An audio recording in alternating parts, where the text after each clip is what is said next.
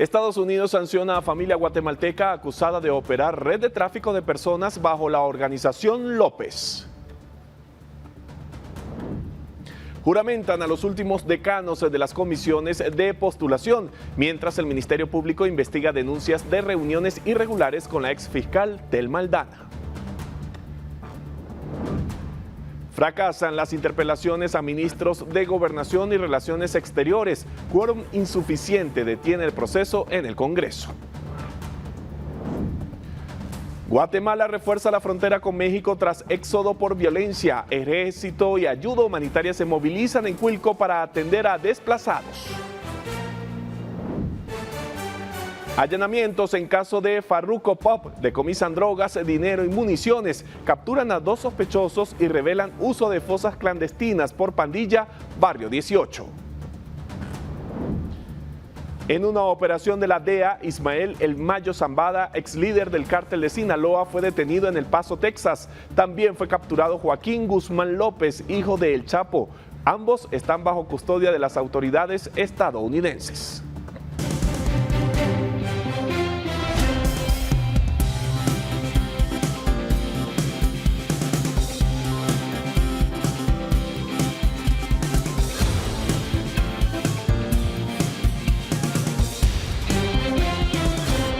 Sean todos bienvenidos a la emisión estelar de Noticiero Guatevisión de este jueves. Soy Alberto Toro Vielmi. Tenemos mucha información, así que arrancamos de inmediato. Las autoridades estadounidenses emiten sanciones a familia guatemalteca señalada de participar en la movilización ilegal de personas hacia territorio norteamericano. Según señalan, los migrantes eran movilizados por medio de una organización denominada López. El Departamento de Seguridad Nacional de Estados Unidos informó sobre la desarticulación de una estructura guatemalteca que se dedicaba a la movilización de migrantes hacia el territorio norteamericano. Los detenidos fueron identificados por ser miembros de una familia y son señalados de ser responsables del ingreso de miles de indocumentados a ese país. El hecho fue notificado por el secretario adjunto de Política Fronteriza e Inmigración del Departamento de Seguridad Nacional de los Estados Unidos. Blas Núñez Neto, por medio de una conferencia de prensa, dio a conocer que los guatemaltecos trasladaban a los migrantes por medio de su organización denominada Los López, que era manejada por Ronaldo Galindo López Escobar, su hijo Whiskey Hans López Ambrosio y Karen Steffi Hernández Venegas, esposa de Whiskey. Autoridades han revelado que la familia López ha traficado a miles de personas desde Guatemala a través de México hacia los Estados Unidos desde 2017 y notificaron que solo en 2023 se detuvo a 8 coyotes que trabajaban para esa organización, quienes fueron extraditados a los Estados Unidos, y 2 más fueron detenidos en California. Los López fueron detenidos y señalados de realizar a través de su organización criminal la compra de documentos mexicanos falsos y pagar comisiones a los cárteles para facilitar el traslado de migrantes a través de México. Núñez Neto también señaló que a medida que el negocio crecía, los López compraron autobuses para transportar a más migrantes y se encargaban de encontrar escondites en las fronteras entre Estados Unidos y México para poder alojarlos. Por último, añadió que estas detenciones forman parte del combate al crimen transnacional y es parte de la estrategia del presidente Joe Biden para asegurar las fronteras y tener así un mejor control de esas zonas, y con ello buscan reducir el ingreso de migrantes al territorio estadounidense. Para el noticiero Guatevisión, reportó Esdras Las. Y la Corte de Constitucionalidad resuelve nuevamente en contra de la decisión del presidente Bernardo Arévalo, quien solicitaba remover a Luis Suárez como cargo como presidente suplente del BANTRAF. Esdras Las tiene el reporte. Este jueves, integrantes de la Corte de Constitucionalidad resolvieron un amparo provisional a favor de Luis Suárez para que continúe como parte de la directiva del Banco de los Trabajadores y mantenga provisionalmente su cargo como presidente suplente de la entidad financiera. La resolución emitida por la CC deja sin efecto la orden del Ejecutivo del pasado 20 de mayo, que removía a Luis Suárez y a Luis Mondal Cheu de la directiva del banco. Este último también fue amparado por la Corte el pasado 11 de julio. El tribunal, integrados por los magistrados titulares Leila Lemos y Héctor Hugo Pérez Aguilera, votaron en contra del amparo y los magistrados suplentes Claudia Paniagua, Walter Jiménez y Luis Rosales Marroquín, quien con su voto detuvieron la destitución de Suárez. Los magistrados suplentes enfrentan una acción legal en su contra, emitida por el Ejecutivo el pasado 24 de julio por otorgar el amparo a Mondal Cheu. En su momento, las autoridades del Ejecutivo señalaron a los magistrados por el delito de prevaricato, acusándolos de omitir informes de la SAT que establecen que Luis Mondal no cumple con los requisitos del artículo 17 de la Ley Orgánica del Bantrab, que exige 10 años de experiencia en el sistema bancario nacional para residir la entidad financiera. En su momento, las autoridades del Ejecutivo señalaron a los magistrados por el delito de prevaricato, acusándolos de omitir informes de la SAT que establecen que Luis Mondal no cumple con los requisitos del artículo 17 de la Ley Orgánica del Bantrab, que exige 10 años de experiencia en el sistema bancario nacional para presidir la entidad financiera. Ambos titulares del Bantrab fueron nombrados por el entonces presidente Alejandro Yamatei para ocupar la directiva del banco por un periodo de 4 años, mismo que vence en 2026. Para el noticiero Guatevisión, reportó Esdras Las. En medio de las investigaciones que el Ministerio Público inició contra varios decanos de las postuladoras, el Congreso de la República juramentó a los 2 últimos decanos para completar la integración de estas comisiones para la renovación de cortes del país. Luis Ruano de la Universidad Mariano Gálvez y Arturo Sarabia Altolaguirre de la Universidad Francisco Marroquín fueron los 2 últimos decanos de las facultades de Derecho en ser juramentados por el Congreso para completar la integración de las comisiones de postulación para la renovación de las Cortes del país. Dicha juramentación se da en medio de las investigaciones que el Ministerio Público ha iniciado contra 4 decanos por una denuncia anónima que ingresó el pasado 10 de julio por aparentes reuniones en El Salvador con la exfiscal Tel Maldana. La denuncia establece aparentes negociaciones en dicha reunión en el marco del trabajo de las comisiones de postulación. Ruano, tras salir de la juramentación, aseguró que ya fue citado a declarar por parte del Ministerio Público, sin embargo niega que haya existido dicha reunión con Aldana. Explica que el viaje a El Salvador fue para un encuentro de universidades. Digamos, por ser el tema, estar en investigación, yo preferiría no dar detalles sobre eso, que sea la Fiscalía la que tenga que emitir. Yo únicamente fui a prestar mi declaración y pues como les reitero, presenté todos los documentos relacionados con la actividad académica, que es una actividad real. Ustedes la pueden buscar y la van a encontrar, inclusive los videos. Según el Ministerio Público, los 4 decanos ya rindieron declaración testimonial ante la Fiscalía contra la Corrupción, que tiene a su cargo las diligencias. La denuncia fue presentada en contra de los decanos de las universidades Rafael Andívar, Mesoamericana, Francisco Marroquín y Mariano Gálvez. Sobre el tema, hace algunos días el presidente de la postuladora de la Corte Suprema de Justicia y rector de la Universidad Rafael Andívar, Miquel Cortés, manifestó que desconocía detalles de la denuncia, pero aseguró que respalda a los académicos. Las comisiones de postulación ya sostuvieron una primera reunión, sin embargo no hubo avances, bajo el argumento de que aún faltaban 2 decanos por ser juramentados. Varias organizaciones civiles en los últimos días han señalado que esperan que el Ministerio Público no influya en el proceso con acciones que a su criterio busquen amenazar o criminalizar a los comisionados. Según el Ministerio de Gobernación, de momento ningún comisionado ha solicitado algún tipo de seguridad. Con imágenes de Carlos Ochoa y María René Gaitán, para Noticiero Guatevisión, Henry Montenegro. A pesar de la expectativa y los señalamientos que rodearon en los últimos días el inicio de las interpelaciones contra los ministros de Gobernación y Relaciones Exteriores del actual gobierno, la oposición fracasó en su intento por cuestionar a los funcionarios y las interpelaciones no avanzaron. Aquí la crónica.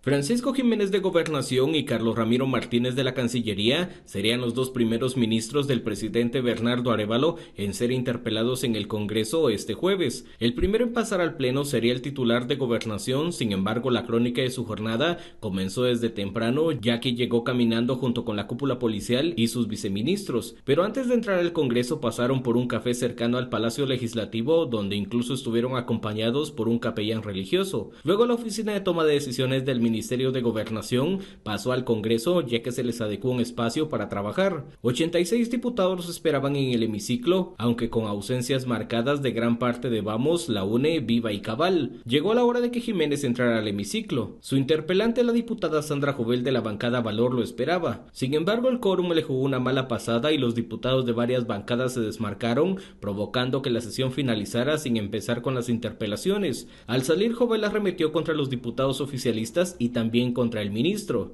¿Cómo es posible que haya venido con más de 30 agentes acompañándolo con un grupo de gente de capacidad? Realmente como que si Guatemala no necesitase seguridad. Pareciera que el único que necesita seguridad aquí es él.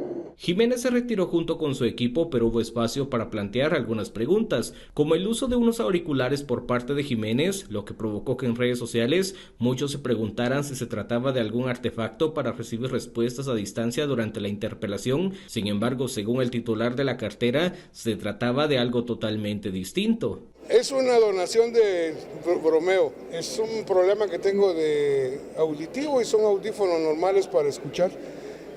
Y que la verdad es que los adquirí recientemente porque tenía temor de no poder escuchar con claridad las preguntas, y yo necesito escuchar las preguntas para poder interlocutar adecuadamente con los congresistas. Ahora la Comisión Permanente evalúa cuándo podría convocar nuevamente a una sesión extraordinaria para continuar con las interpelaciones. Con imágenes de Carlos Ochoa y María René Gaitán, para Noticiero Guatevisión, Henry Montenegro.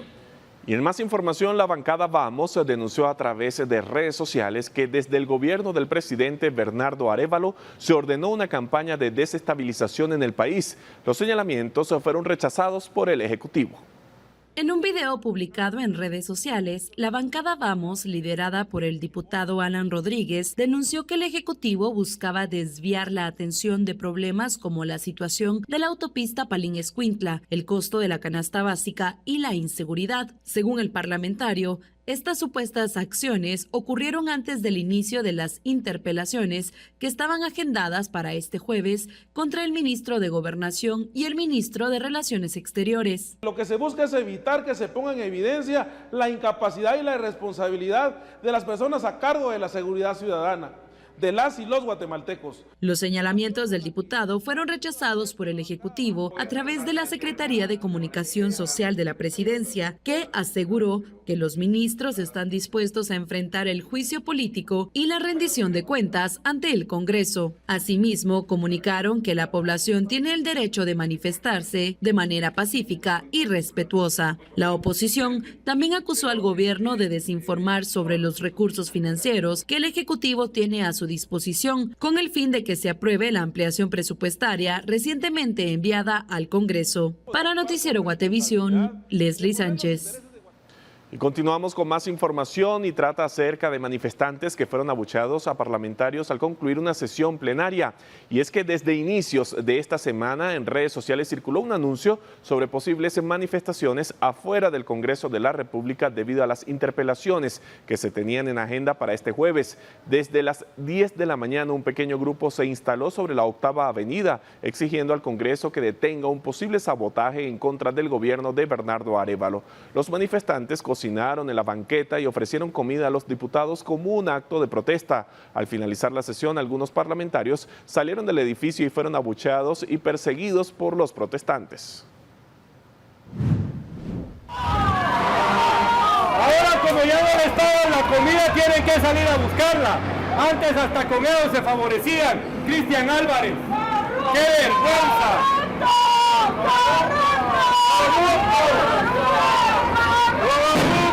Sala confirma amparo provisional que deja fuera a concejales municipales por posible fraude electoral. Los ediles se reunieron con magistrados para exponer su caso. La Sala Cuarta de Apelaciones, constituida como Tribunal de Amparo, otorgó un amparo provisional en el caso que se conoce contra los concejales de Sacándole Brillo a Shela. Ingrid Edilza Guzmán Cuac y Julia Violeta Sac Coyoy, quienes actúan en calidad de primer concejal municipal suplente y de cuarto concejal municipal suplente, ambas del Consejo Municipal de la Municipalidad de Quetzaltenango, plantearon amparo en contra del Consejo Municipal de de Quetzaltenango. Al plantear el presente amparo es que se otorgue el amparo en definitiva y en consecuencia se ordene a la autoridad denunciada a declarar vacante los cargos de concejal sexto, concejal séptimo, concejal octavo y tercer concejal suplente adjudicados a los ciudadanos Marcos Nehemías Zorobabel Chávez Coyoy, Henry Francisco Orochom Coyoy, Rodrigo Belarmino Pereira Calderón y Sergio Alfonso Monzón Díaz, respectivamente por haber sido postulados por el Comité Cívico Electoral SBX en fraude de ley y por tener prohibición de conformidad con el artículo 45 literal B del Código Municipal. Este día, los concejales de oposición expusieron su caso ante los magistrados del Tribunal Supremo Electoral. Nuestra conclusión es que todo esto empezó a partir de las transmisiones que nosotros generamos en el Consejo Municipal y que claramente nosotros nunca pudimos tener, digamos, algunas aprobaciones dentro de la mesa de consejo, un voto favorable porque en primer lugar nunca nos entregaban dictámenes sobre las aprobaciones. Lamentamos lo que está pasando, esperemos que ningún otro municipio esté pasando también temas de intolerancia o de faltas de respeto hacia las autoridades o los que representan a las minorías. Nosotros pues corresponde en esa plena decisión de ustedes de someterlo al Tribunal Supremo Electoral del análisis correspondiente. Entonces vamos a unar todo este tema para poder resolverles de manera inmediata. Reportó Lucero Zapalú. Nos formaron los Juegos Olímpicos, entonces yo estaba muy nerviosa y tenía mucho miedo y yo iba y si me eliminó la competencia y todo Guatemala me está viendo, los voy a defraudar. Yo miraba a los atletas olímpicos como superhéroes. Perdí mucho más veces, tuve competencias donde jamás gané, llegué de último y solo una vez gané.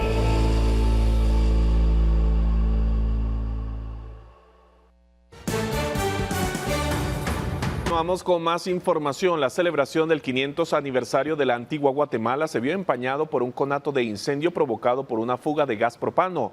El hecho se registró en la calle del Arco de la ciudad colonial.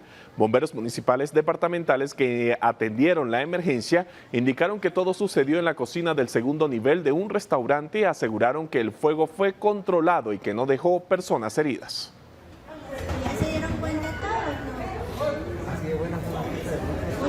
Y mientras el ejército refuerza con caibiles en la frontera con México en Cuilco, Huehuetenango, los desplazados por la violencia continúan el éxodo a territorio guatemalteco, donde ya hay logística para brindarles primera respuesta, mientras a nivel de gobierno se busca alternativas a largo plazo.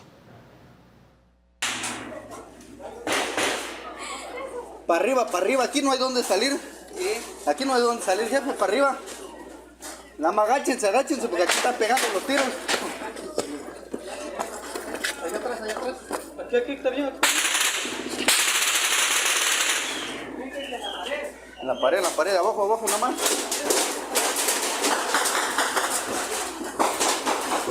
Estas son las imágenes que muestran las dificultades que mexicanos enfrentan debido a la incursión de grupos armados que se disputan el territorio. Pese a la presencia del ejército en el lado guatemalteco, las balaceras continúan. En conferencia de prensa, la gobernadora explicó que son cerca de 300 personas, hombres, mujeres y niños, quienes buscan refugio y salieron solo con lo que traían puesto. Los que están instalados en 3 comunidades, ya lo había mencionado, sin embargo lo repito, la ampliación Nueva Reforma, ahí hay 217 personas, Unión Frontera 8 personas, Monterrico 24 personas albergadas o concentradas ahí. Mientras tanto, el ejército refuerza la seguridad con 2 pelotones de caibiles, policía militar y personal de la Guardia de Honor. En horas de la madrugada del día de hoy también se movilizaron 100 elementos más de la 5ª Brigada y en camino ya en el término de las 12 de la mañana ya estarán 2 unidades de la Brigada de Fuerzas Especiales Caibiles que se dirigirán también a la zona fronteriza a reforzar ya todos los elementos que están. Entidades de cooperación, vecinos e instituciones trasladan ayuda humanitaria. Las autoridades informaron que se habilitará un albergue en la cabecera municipal de Cuilco para el resguardo de los desplazados y los vecinos, quienes también están ayudando a los ciudadanos mexicanos. Ha mantenido presencia en las diferentes zonas adyacentes, tanto el municipio de Mentón, Santa Ana, La Democracia y Cuilco. Para Noticiero Guatevisión reporta Mike Castillo. Agáchense porque aquí están pegando los tiros.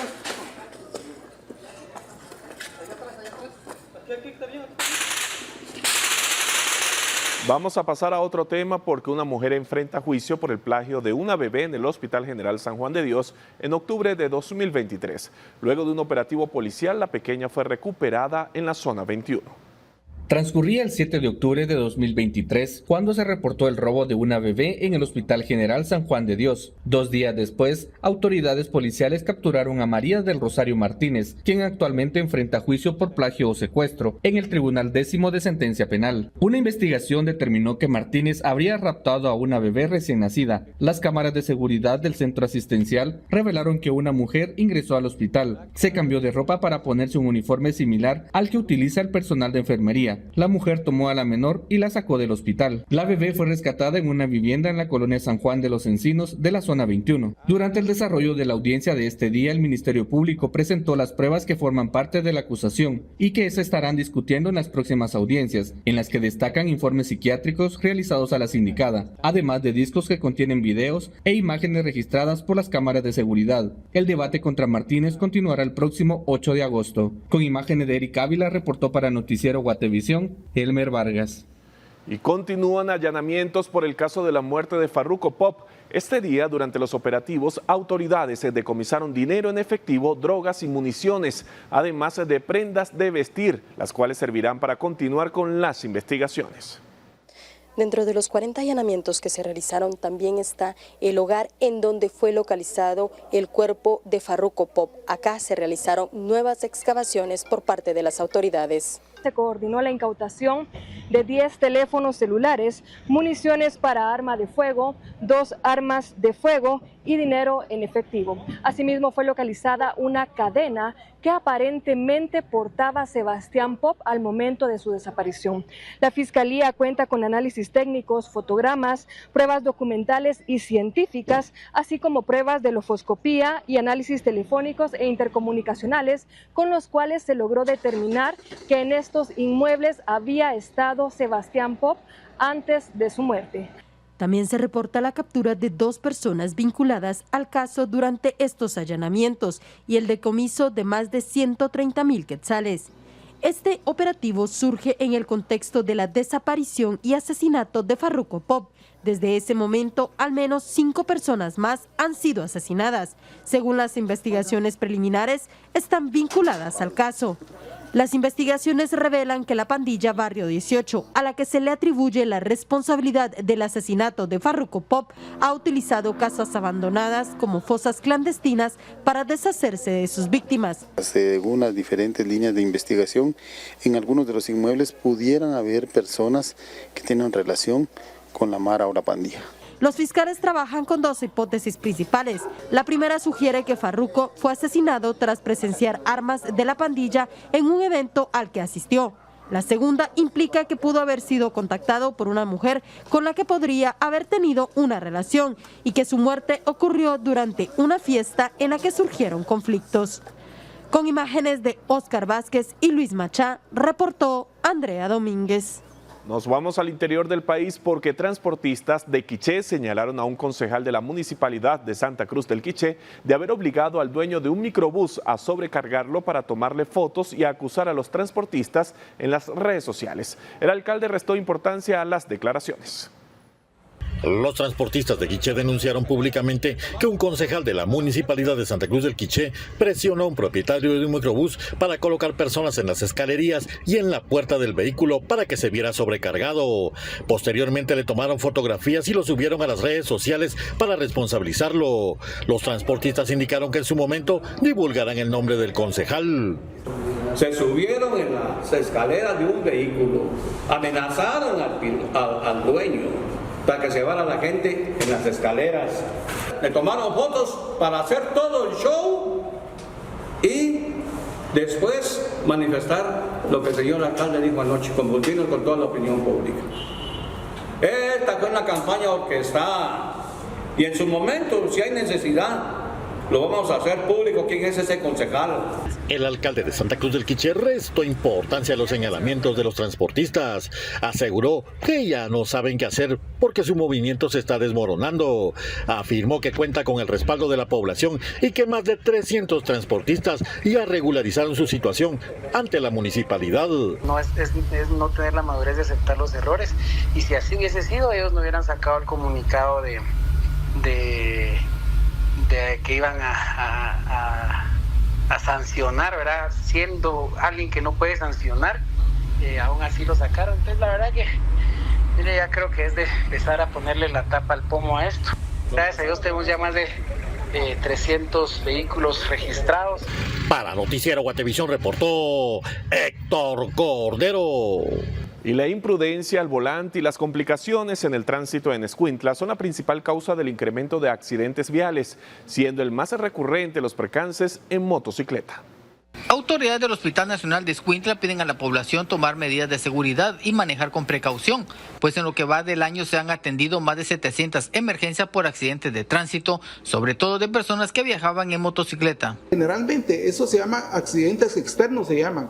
Esos accidentes externos te consumen el 30% de tu presupuesto y son problemas que se pueden evitar.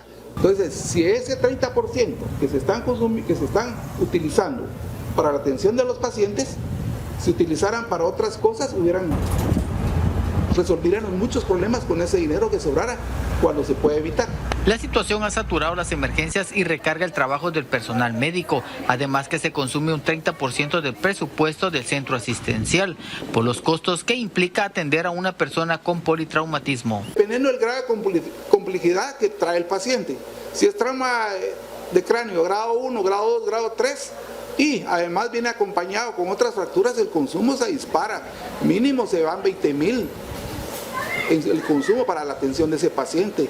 Estancias, depende del grado de severidad del trauma, va a estar 5 o 7 días en el intensivo.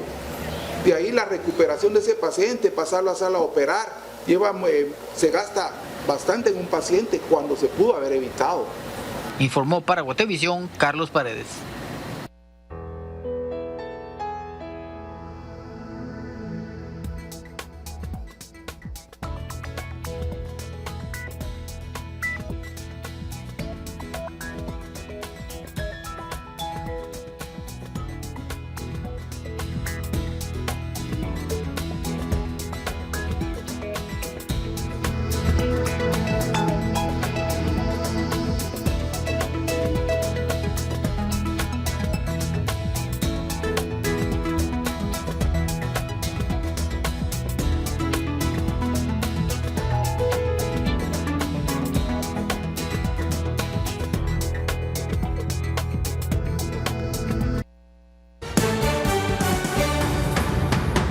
Alto diplomático de Estados Unidos visita Guatemala para promover la inversión y reformas legales bajo la iniciativa Centroamérica Adelante. Le contamos qué dijo en una entrevista exclusiva cuando regresemos.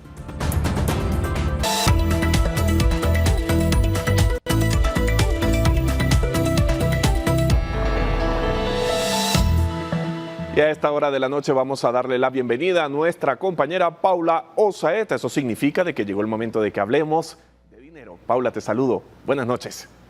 ¿Cómo están? Buenas noches, qué gusto saludarles. Quiero contarles que alrededor de 7 tendencias en muebles y artículos de decoración para este 2024 presenta la nueva edición de Expo Mueble organizada por la Comisión de Muebles, Madera y sus productos de Ajexport. Son 4,000 metros cuadrados con más de 200 nuevas colecciones innovadoras que van desde materiales sostenibles, multifuncionales, compactos, vintage, elegantes, tapizados y modulares. Esta nueva edición está abierta en Forum Majadas hasta el 28 de julio. El evento tendrá, además del área de exhibición, un área de proveeduría, un área Expo Pets, food trucks y conferencias gratuitas para los asistentes. Asimismo, el próximo 27 de julio se hará la premiación del concurso del diseño del mueble.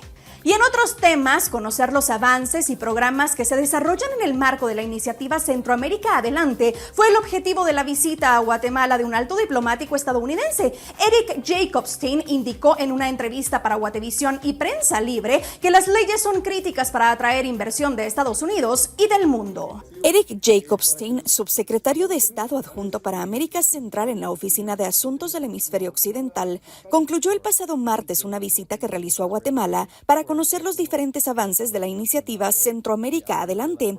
Jacobstein sostuvo reuniones con diferentes sectores y actores públicos y privados en las que reiteró la importancia del interés de inversionistas extranjeros de instalarse en Guatemala, pero se necesita avanzar en un programa de leyes económicas en el Congreso. En una entrevista para Prensa Libre y Guatevisión, el subsecretario indicó que su visita era para promover la inversión en Guatemala.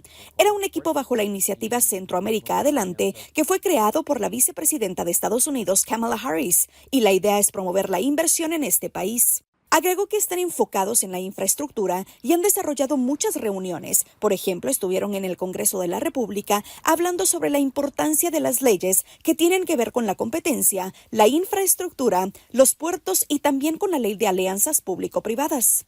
Jacobstein confirmó que la visita y las reuniones son para brindar certeza jurídica al país. Agregó que cuando un inversionista de Estados Unidos o de otros países están pensando invertir, quieren un Estado de Derecho que sea estable y por eso hay que tener magistrados que estén comprometidos al Estado de Derecho. Indicó que dentro de las iniciativas que pueden consolidarse en el futuro cercano, están enfocados en la infraestructura básicamente, porque son vitales las calles, las carreteras, los puertos, los aeropuertos, y no es una sorpresa para cualquier persona que llega al Aeropuerto Internacional La Aurora que hay que hacer mucho para mejorarlo. Y como gobierno de Estados Unidos están financiando estudios de prefactibilidad. En cuanto a la iniciativa Centroamérica Adelante de la vicepresidenta Harris, ya se tienen $5.2 mil millones que están invertidos en Guatemala, El Salvador y Honduras.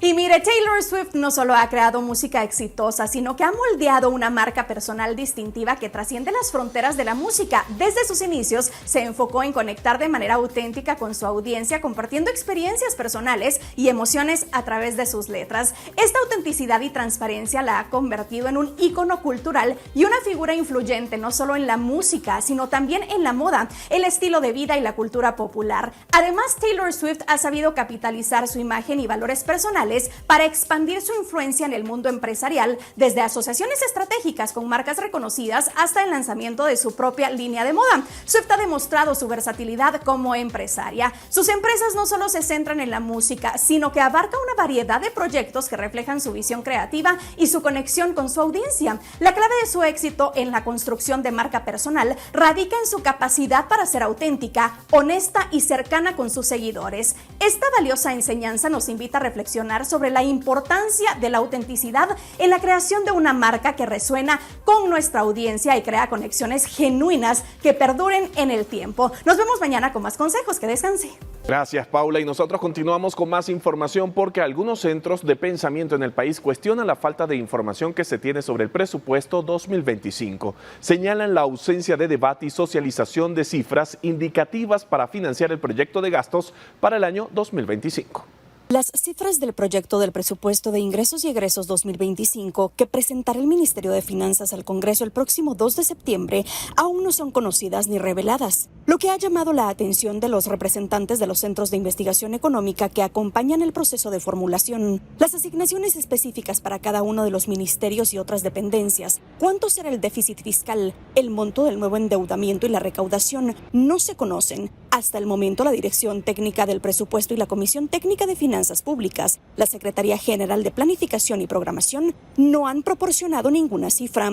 Además, tampoco se conoce ningún adelanto de las diferentes reuniones que ha llevado a cabo el Gabinete Económico que coordina la vicepresidenta Karine Herrera. El Centro de Investigaciones Económicas Nacionales no ha recibido a la fecha información por parte del Ministerio de Finanzas Públicas, dijo el analista Jorge Labarreda. De igual manera, Abelardo Medina, analista del Instituto Centroamericano de Estudios Fiscales, indicó que lamentablemente no se cuenta con información sobre techos indicativos y otras variables. En esa misma línea, Eric Coyoy, consultor de la Asociación de Investigación y Estudios Sociales, resaltó que en los talleres realizados en junio pasado, el MinFin omitió presentar los techos indicativos del proyecto de presupuesto. A inicios de junio, el Ejecutivo trasladó una iniciativa de ampliación presupuestaria al Congreso de la República por 14,000 millones de quetzales para cubrir las necesidades de un primer año de gobierno de la actual administración. Para los consultados hay una coincidencia en que esta solicitud de la ampliación es la razón de la falta de avance en la discusión o socialización presupuestaria para el siguiente año y del resultado que se podría esperar.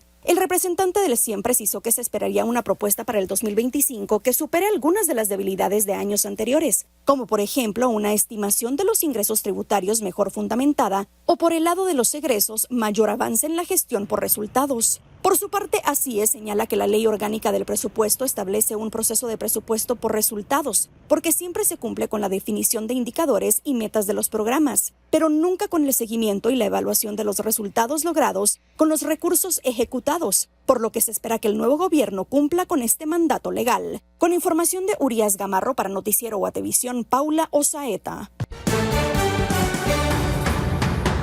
Autoridades de salud alertan sobre nuevas variantes del COVID-19 en Guatemala. Los casos diarios aumentan y Omicron es más contagiosa. Regresamos en breve.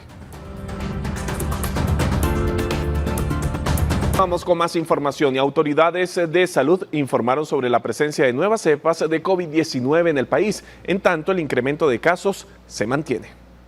Hasta 50 casos por COVID-19 son detectados diariamente en el Instituto Guatemalteco de Seguridad Social. Entre los pacientes más afectados se encuentran adultos entre 20 y 50 años, mientras los departamentos que reportan mayor número de contagios son Guatemala, Escuintla, Suchitepeques y Zacatepeques. Tenemos un incremento de casos.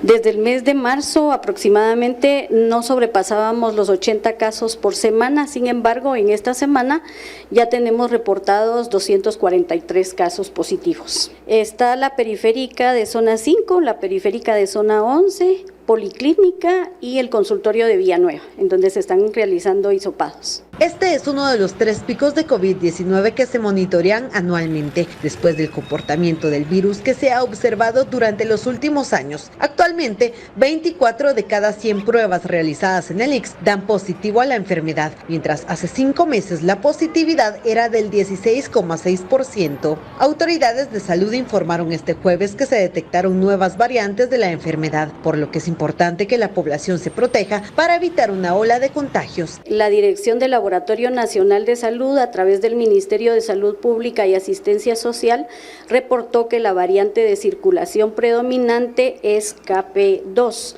Esta deriva de Omicron y también se encuentra circulando aún JN1 y se aislaron nuevas subvariantes que es LB y LU. El último informe detalla que la subvariante KP2 de Omicron es más contagiosa que otras cepas. Hasta ahora no se ha presentado un cambio en las condiciones clínicas de la enfermedad y se sigue observando un cuadro leve en los pacientes, lo que podría deberse a la inmunidad con la que cuenta la población. Con imágenes de Daniel Samayoa para Noticiero Guatevisión, Rosemary Ávila.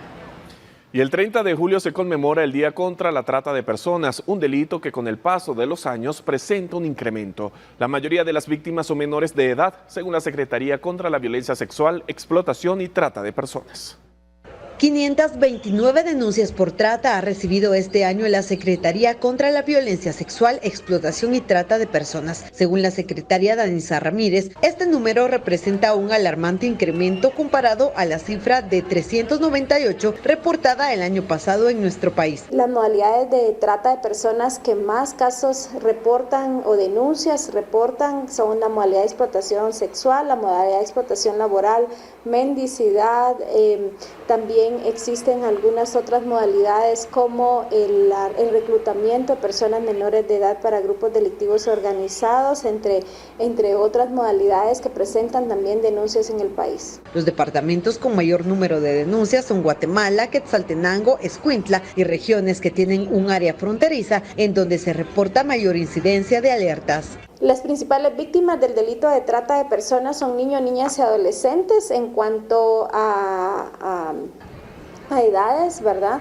Y en cuanto a género, pues más el género femenino. Hay más mujeres que lamentablemente se están reportando como víctimas de trata de personas a partir de la información que nos comparten las instituciones pues en materia de trata de personas. Las víctimas generalmente son contactadas por los agresores vía internet y el gancho que utilizan es el ofrecimiento de empleo para después explotarlas. En el marco del Día Mundial contra la Trata de Personas, el cual se conmemora el 30 de julio, autoridades explicaron que la denuncia es un factor importante para desarticular estructuras dedicadas a cometer este delito en nuestro país. Con imágenes de Daniel Samayoa para Noticiero Guatevisión, Rosmery Ávila.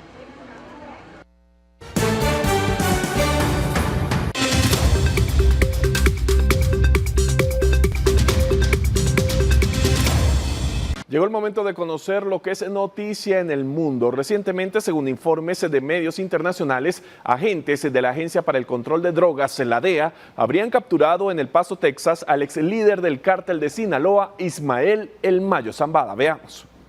De acuerdo con reportes informativos, el Mayo Zambada fue detenido tras una investigación que llevó a los agentes de la DEA a su ubicación. Este capo del cártel de Sinaloa, que fundó junto con Joaquín El Chapo Guzmán, ahora preso en Estados Unidos por narcotráfico, está bajo custodia de las autoridades estadounidenses. Medios mexicanos también reportan la detención de Joaquín Guzmán López, hijo del Chapo Guzmán, quien cumple cadena perpetua en Estados Unidos tras ser hallado culpable de narcotráfico. Se ha informado que tanto el Mayo Zambada como Guzmán López están bajo custodia de las autoridades estadounidenses. Otros reportes indican que el Mayo Zambada se habría entregado en un aeropuerto privado del Paso, Texas, cerca de la frontera con México. Zambada enfrenta varias acusaciones por narcotráfico y crimen organizado en Estados Unidos. En febrero pasado, fiscales federales lo acusaron de conspiración para fabricar y distribuir fentanilo. En noviembre de 2023 se reveló que a lo largo de sus 76 años, Ismael El Mayo Zambada nunca había sido encarcelado, a pesar de ser uno de los narcotraficantes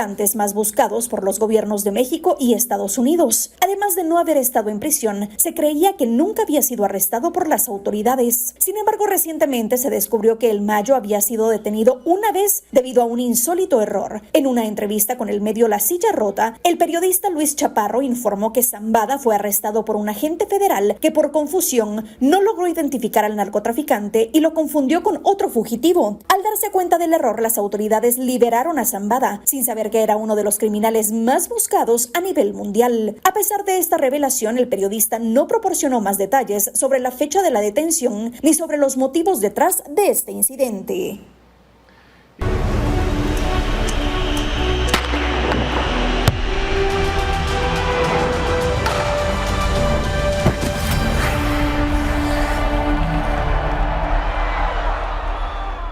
Seguimos hablando de este tema porque hace más de 20 años comenzó a practicar judo y durante este tiempo ha vivido victorias, tristezas y lesiones, pero nunca perdió el objetivo y el sábado debutará en sus primeros Juegos Olímpicos en París, en Francia. A continuación, el relato de nuestra atleta Jacqueline Solís.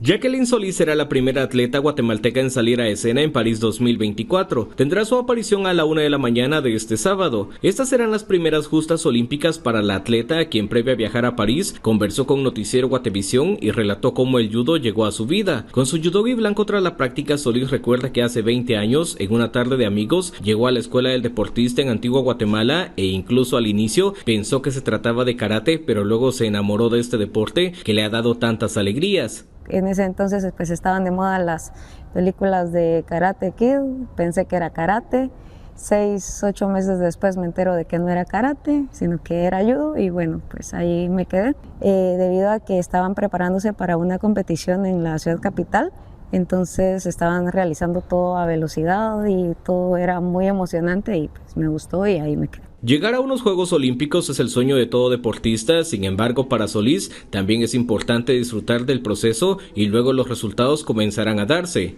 Muchas veces nosotros nos preocupamos y no nos ocupamos, ¿sí? Entonces nos preocupamos tanto por un resultado que no disfrutamos del momento.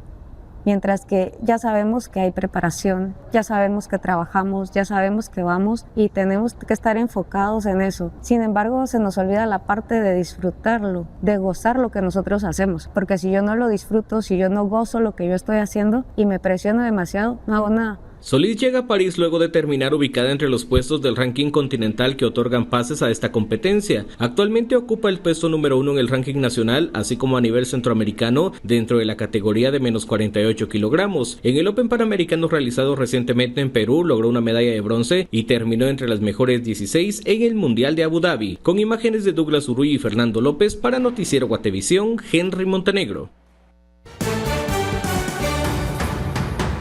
Vamos a una pausa comercial, pero cuando regresemos revisamos cada mensaje y denuncia que ustedes nos comparten al 4003-3859.